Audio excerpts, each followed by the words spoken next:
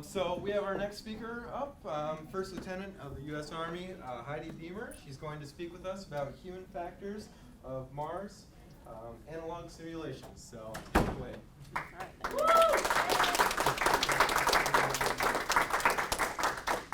All right, hello. My name is Heidi Beamer. I am a chemical defense officer in the United States Army.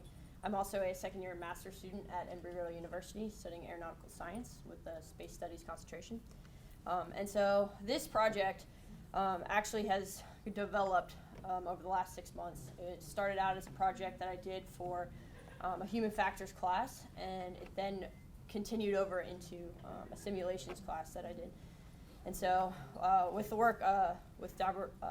Robert Haynes and myself, this is the product.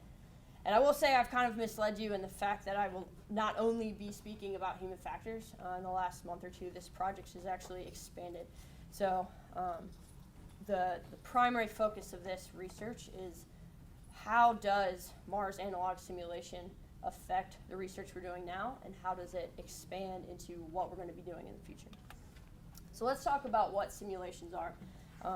So like I said, I studied simulations in the aeronautical field. So the FAA has put extreme stringent specifications on what a simulator is. What is a simulation? And simulators started pre-World War II when the Army Air Corps was actually training its pilots on how to fly aircraft in the war. And since then, like I said, the FAA put clearly defined what an airplane simulator was. They're full-size replicas of the specific make or model of the plane or aircraft that they will be flying.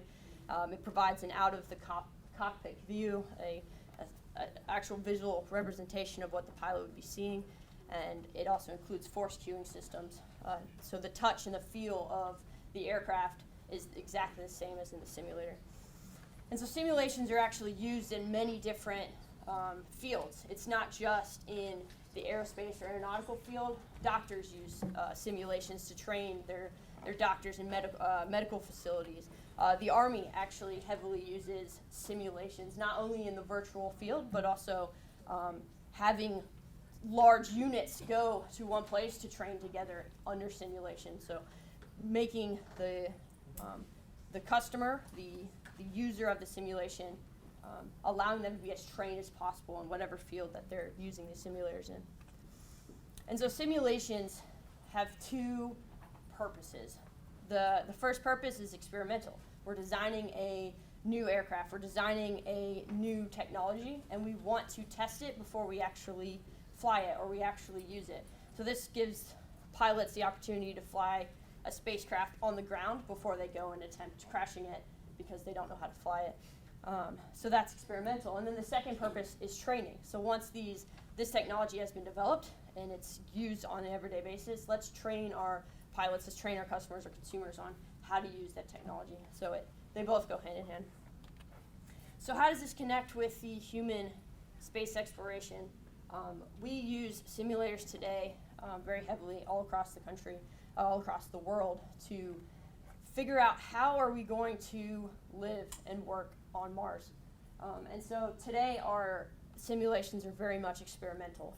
We're experimenting with how crews are going to interact within these simulations or within the actual, through the exploration of Mars. And so there's a lot that can be learned from simulations when looking at human exploration of Mars. And so for this project, the thesis that I came up with was to look at Mars analog missions, look at all the peer-reviewed articles that I could find to get my hands on that relate to Mars analog simulations, and figure out what the mission's focus was for each of these projects. And so I came up with three. So my hypothesis was that there would be three mission focuses. The first being human and team dynamic of a crew consisting of 4 to 7 astronauts. So seeing how humans interact with other humans within the simulation. The second being testing newly developed technology to be used on the mission. So we've created technology, we want to see if it works on Mars. We test it in a Martian simulation.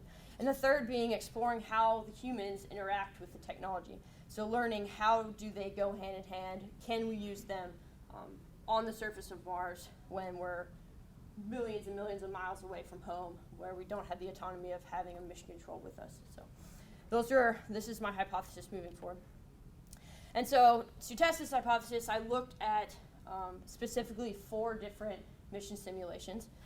The first, of course, the Mars Desert Research Station. I've actually had the privilege of being a crew member twice, 2010 and 2014, at the Mars Desert Research Station, so it was an obvious start. The second is Flashline, the first generation Martian simulation for the Mars Society, located in the high Arctic in Canada. The Hawaii Space Exploration Analog Simulation. This is run by the University of Hawaii through funding from NASA. And the fourth being the NASA Extreme Environment Missions Operations, also known as NEMO, which is actually underwater and gives a lot of the benefits of the isolation and the environment through its simulation. So I'm just going to go over quickly the 4 different simulations, so in case you're not familiar with any of these, get a better feel for each of them. So like I said, the Mars Desert Research Station is located in Hanksville, Utah. It's 33 feet in diameter, and it's currently operated and will remain operated by the Mars Society. It holds 6 to 7 analog astronauts for 2-week rotations, and the field season runs between November and March. And crews come from all over the world. They consist of different fields of geology, biology, technology, doctors, everything, every kind of discipline you can imagine. People come together at the Mars Desert Research Station. So it has 2 floors. The bottom floor is kind of an engineer workspace. It has the EVA prep room, which holds all the space suits and also a laboratory space for work. And the above second floor has 7 staterooms now, where astronauts can sleep in a kitchen/work area for gathering of the team. The Flashline Mars Arctic Research Station, also known as FMARS, located in the high Arctic, also holds 6 to 7.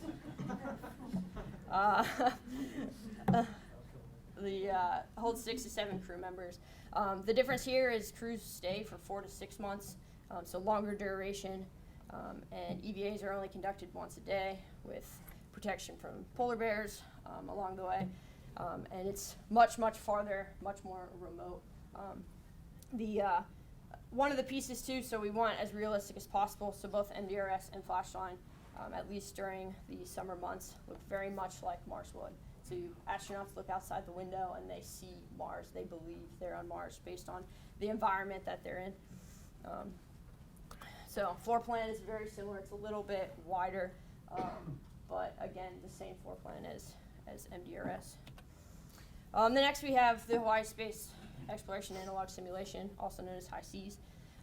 This is located on the side of a volcano in Hawaii, on Manoa, 8,200 feet above sea level. It's semi-remote, so it's remote in the sense of it's out of harm's way, but a simple helicopter ride will get any of the astronauts to safety. It's operated by, like I said, the University of Hawaii, and crews stay in simulation for different amounts of time. So the first being 4 months, and then they're actually going on to a year-long crew and the simulation holds 6 to 8 astronauts, and the rules of the simulation are very similar in the sense of you close the door, you're in simulation, and you carry out your months of time living as if you were on Mars.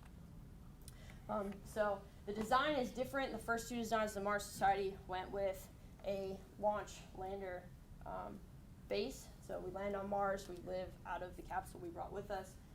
The Hawaii Space Exploration Analog goes with the isometric dome. It's 2 floors. It's the habitat we set up after we've been there for a little longer duration. It, again, has the staterooms on the second floor and the kitchen workspace on the bottom. And last we have NEMO. NEMO is actually not full-time Mars or space exploration analog. It's actually operated by the National Oceanic Atmospheric Administration, NOAA, and is currently being operated by the Florida International University. But NASA rents out space and sends 6 to 8 aquanauts, as they call them, to train underwater, testing out several of NASA's technologies and learning more about human factors of how the crews live together underwater. It's located 62 feet below the surface, and it's actually really cool because the aquanauts can submerge themselves underwater, and they can stay for up to 2 weeks at a time without having to surface. And so it takes several hours to then detox the nitrogen coming up, but it allows them to stay underwater for long periods of time. The layout of the Aquarius laboratory, it has bunk rooms in the back with, again, counter space, and then the front is used for the spacesuits, and there's a wet porch, meaning the water is exposed to the inside of the habitat, and so the astronauts get dressed and literally walk into the water, and they're underwater conducting their EVAs. So what have we learned from looking at these 4 different simulations and peer-reviewed research that we've looked in, that have been conducted at these sites? So quickly, I'm just going to go through some of the experiments that have been done, some dealing with human factors, some the technology. So first, stress and isolation. Beinstedt et al. In 2010 published an article talking about countermeasures of stress and isolation. This was conducted at FMARS. Bishop 2010 also did stress and coping, also at FMARS, on the same mission. Crew dynamics, looking at how crews interact with each other in such adverse environment.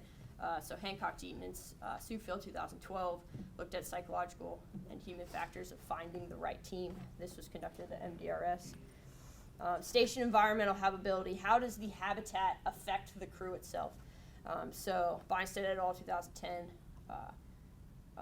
and looked at the environability of the habitat. Food study was also conducted. This is actually the big one that High Seas is doing. It's not published yet, but they're doing an ongoing study looking at food. Do we just use dehydrated food? Do we cook in combination?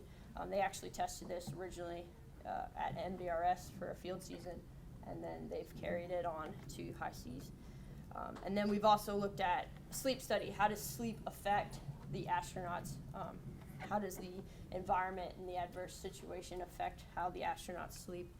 Water consumption. BAMSI 2009 did a 4-month water study at FMARS of how much water does a crew of 7 astronauts consume.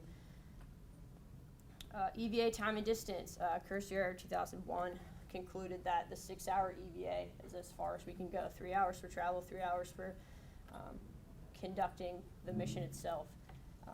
How much, that's just based on workload and consumables that you would bring with you.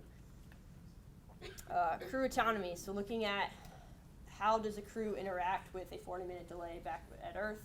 Can they rely purely on a crew commander to make the decisions on the ground versus having to go back to mission control with the 40-minute delay? That was Kansas et al. 2010, conducted at NEMO.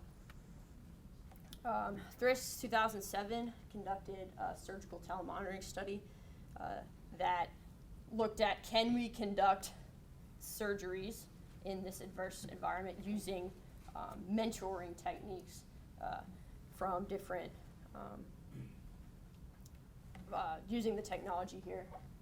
And they actually did 5 different monitoring surgical procedures with crews that had no surgical experience. Then we have geophysical seismology. Plessner, Lejeune, Dement, and Defent 2009 conducted geophysical experiments investigating seismology methods to detect subsurface groundwater.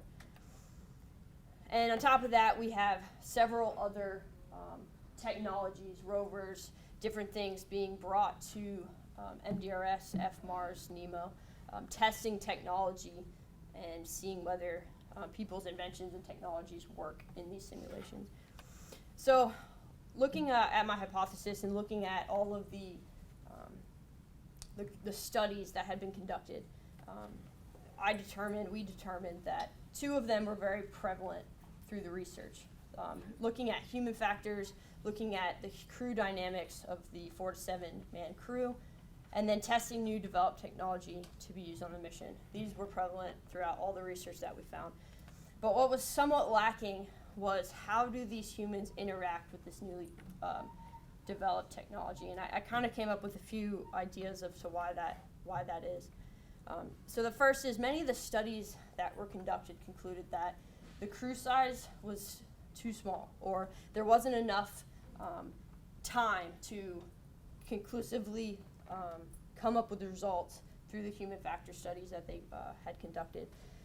And so figuring out how to fix that in the future, it was looked at that studies should be replicated by each new crew throughout a field season. So you have 14 crews coming through, have each crew conduct similar experiments over time so that that can then be compiled and looked at definitively. And then new crews should conduct simple human factors experiments, form of surveys and assessments. This will increase the sample size of these experiments and attempt to validate the data that has already been collected. And so you also look at the two breakdowns. So two of these missions are short term. You have MDRS, you have NEMO. They're 2-week rotations, and these rotations can be used and are very beneficial to help develop the protocols. So what are the standards that the future astronauts will be using? Can we go out with this toolkit and conduct an EVA? Can we pull all this information together to create protocols? And then the longer duration missions, FMARS and NEMO, that do this month after month after month, can then be used to validate these protocols. Does this sustain over time? Can we do these things over and over and well while the astronauts fatigue, while they bicker with their crewmates and they get more tired? So, and ultimately, the problem with conducting simulations now is that we don't have a plan to get to Mars yet. We don't have an agency, we don't have NASA, we don't have the current groundwork of how we're going to get to Mars, and so there's no existing technology for us to train with. And so up until this point, we can experiment with new ideas and new techniques, but until that plan is put in place for us to, and the technology is created that we will actually be bringing to Mars, we cannot move into that training phase. Now, Mars One, other organizations are getting on that. NASA is coming up with their plan piece by piece, and as this hardware is produced, we can then drag that out into Mars analog areas and conduct this research and allow astronauts to train with the simulations to then prepare to actually go to Mars. But until then, we have the opportunity, we have great facilities across the country for us to experiment with, and it best behooves us to continue gathering this information, continue publishing the research that's been conducted, and continue adding to the base of knowledge that we have to eventually take us to Mars. So I'd just like to thank my advisor in this project, Dr. Robert Haynes, as well as James Francie, who allowed me to submit my paper again for a different class. I'd also like to thank, it was a big deal, but it allowed me to expand the project much more.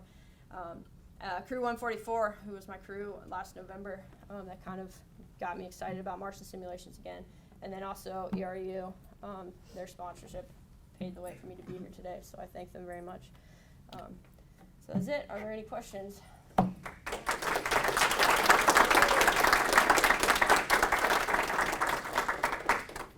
Yep, in the back. With your, I guess, your military background, the military are very good at what they call operational testing. So getting equipment and systems and introducing it to the trained users and seeing how it works. Right. So it's a very good systematic approach at looking at all these things you need to consider, like not just the equipment itself, what it can do, but right. Logistics, Yes. the manuals. Are you using or looking at those approaches for helping that HMI, that shortfall area that you're talking about, human machine interface with new technologies? I didn't for this paper, but it's definitely something that is interesting to me, because the next step after this is not only how do the humans interact with technology, but how do we sustain it? How do we maintain those systems? How do we have ground crews assist with the logistics of it all working together? So that's definitely the next step of the study, and if I choose to continue, it's something I'll definitely look into. Yeah, because that's something the military do all the time. It is, and it's a huge So part of we it. shouldn't reinvent the Exactly. principles they do, basically. Exactly, and the great thing is NASA loves taking things from the military and using them together. So hopefully when they go into their actual field testing of the equipment that they're designing now, they'll definitely take that into consideration. How do we keep this stuff going, and therefore actually being able to use it on Mars? And it's interesting because the astronauts won't have that help. They'll have to be able to maintain it and do the logistics for it themselves. So it's really important to test it on the ground before we send it all the way to Mars. So, yep. Could you talk a little bit about what was consistent from period to period at the Mars Desert Research Station? Because you're basically saying different experiments occur over the course of 2 weeks, and then was there sort of a standard in-brief survey or anything yet, or what were consistent from? From the 2 times I went to MDRS, there was no, these are the ongoing experiments. This is what's going on. They do a really good job of, they have their mission control that has the experiments on hand in mind of what they want to do. But the way Mars Society has been doing it is that they bring, they want more scientists, more people involved, and so they bring everyone in, and each of these people have their individual projects that they want to then publish or work out. So what I'm proposing is that let's use the fact that we have multiple people coming through these simulations to continue doing research to then be able to add to the greater knowledge versus having individual people coming in for their own personal reasons or personal projects back at the university. So I think we're missing a really big piece of sustaining the simulations over a longer period of time, adding to that knowledge. Answers your question. You're collecting quite a bit of data there on the interactions between the various, each crew inside each mission. Are you attempting to draw some conclusions as to say what personality types you want and what personality types you don't want on a mission?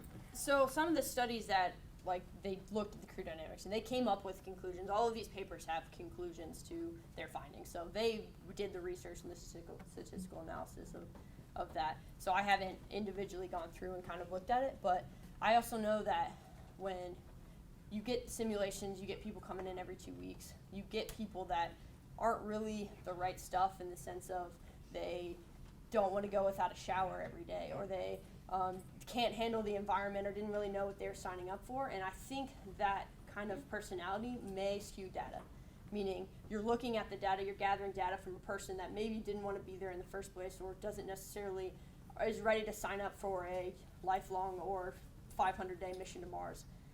And so I think by using data like that, it kind of skews your results to then add to the greater knowledge of how do we prepare for humans actually going to Mars.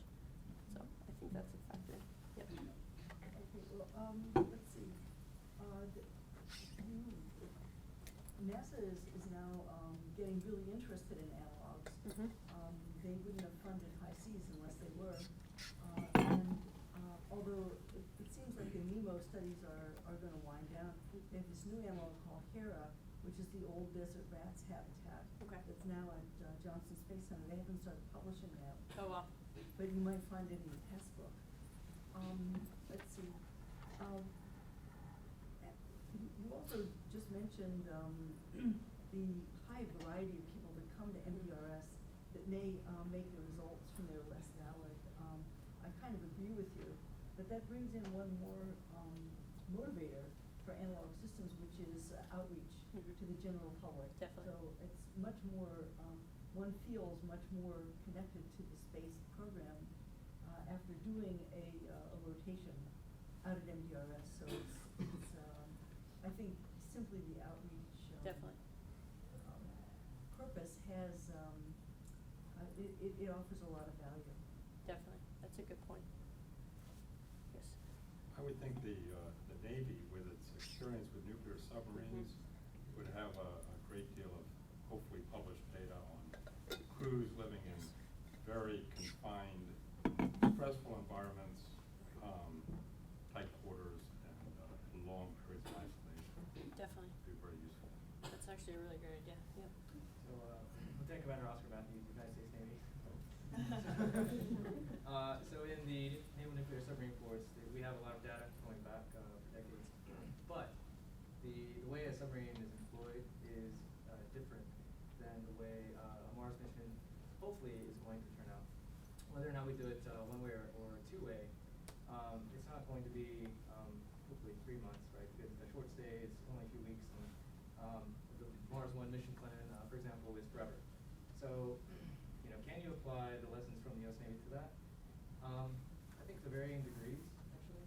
But the types of people that the United States Navy has in submarines, and they are highly skilled, highly responsible individuals, may not be the type of type A personalities Yeah. you would prefer to be with for a very long time. There's a I don't know how to put it paradox. delicately. There's a paradox of going to Really Mars good where you point. have a long period of inactivity, Right. where the type A type will, Right. the do things will go crazy. Yep. But if you put somebody who just wants to play computer games for 6 months, Right. He's not gonna do anything with computer games. Right. And all these analogs are looking purely at the surface. So once we're there on the surface, how are we interacting with surface? The isolation of travel and all that stuff is being studied at the ISS, and kind of different, I guess, in a sense, but also goes together. So yeah, in the back there. I was gonna say that I heard the same idea advanced by guys who served in the Rickover Navy, the nuclear Navy, because they were under for a long time. Right. Real long time.